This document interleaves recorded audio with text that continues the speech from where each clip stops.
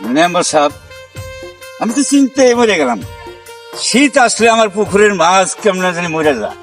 এটা একটু আপনি একটা যুক্তিতে দেন।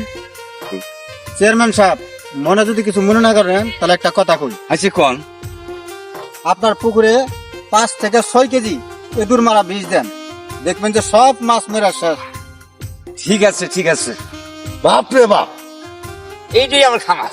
ওই যে সামনের খামারটা দেখতেছেন না, ওটার মধ্যে আছে 10 বিঘা জমি। বুঝছেন? আমার তো এই চিন্তায় আমি ঘুম পাড়তে পারি। মেম্বার সাহেব, আপনার যে বুদ্ধি, এই বুদ্ধি নিয়ে আপনি পরিস্থিতি কেমনে যান, আর আপনি জনগণই মানে কেমনে আপনাকে ভোট দেওয়া পারবে? আপনি যে বুদ্ধি করছেন, এই বুদ্ধি তো মানে আপনার যে কাজ দিব আমি, এটা আমার মাথায় খেলে না। আপনি এবার বুদ্ধি নিয়ে আপনি এই পরিস্থিতি জানেন না। আপনার কথা শুনলে আমার হাতে হারি কেন ফুকাই মারো বাস।